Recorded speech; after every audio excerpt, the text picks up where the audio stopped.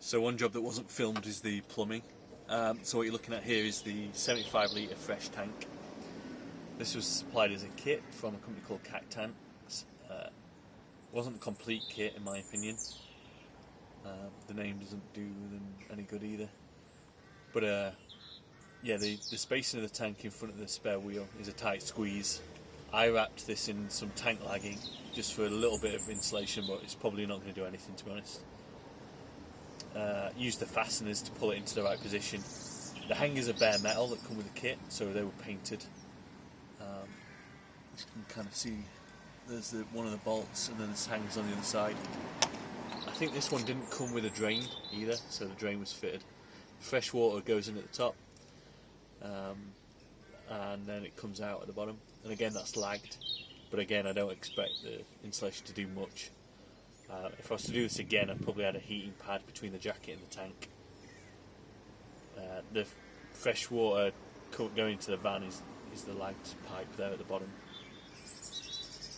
On the Sprint and Minibus, the exhaust actually comes to it would bump into this tank. There you can see the spare tyre spot. That's where it fits. So I'll go down and show you where I had to cut the exhaust. So because this is a Mercedes Sprint minibus, the exhaust actually doesn't usually end here. This is the passenger side. Just quickly show. So I had to basically cut off the end and then rejoin it in the middle using an exhaust joint and then paint it up. But you can see actually it runs down next to the axle and would bump into the fresh water. So I had to shorten that. The reason for that, I think, is because the door on the right hand side exists on the minibus and you don't want fumes going into the cab.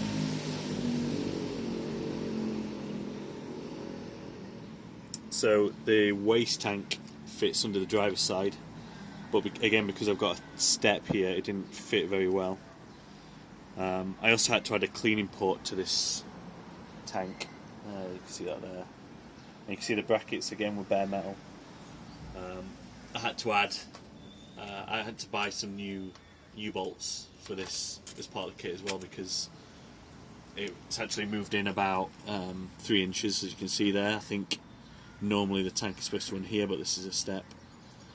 I had to drill through the step here and fit the hangers and buy new hangers.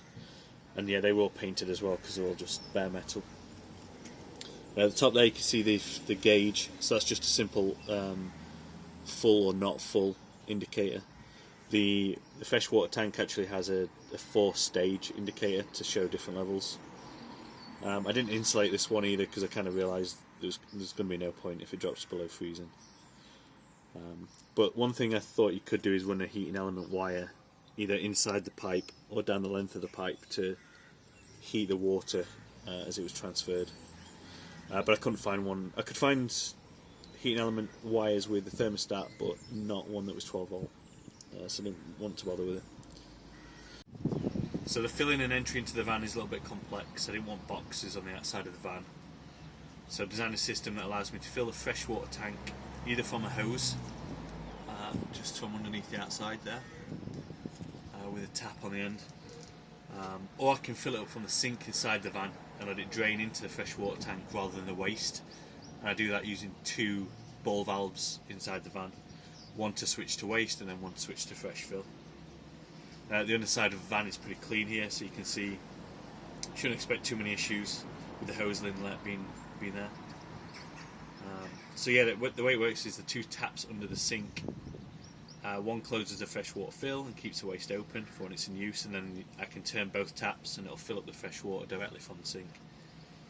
I'll be adding a minimal filter for the fresh water coming back and going in, and then a drinking water filter for a separate tap next to the sink. That'll allow us to pour large bottles of water to fill it, or even clean stream water, and then have it filtered when we want to drink it. Because most of the water we're going to use in the van is going to be for washing, and we'll probably be using mostly bottled water to drink from anyway. For the water hookup, I just use the hose, which you can see there. So yeah, it's a fully pressurised system, so leaving the hose plugged in should be fine. forget to turn the wrong tap, maybe the sink could turn the drain hole into a bit of a water fountain, so that might be cool.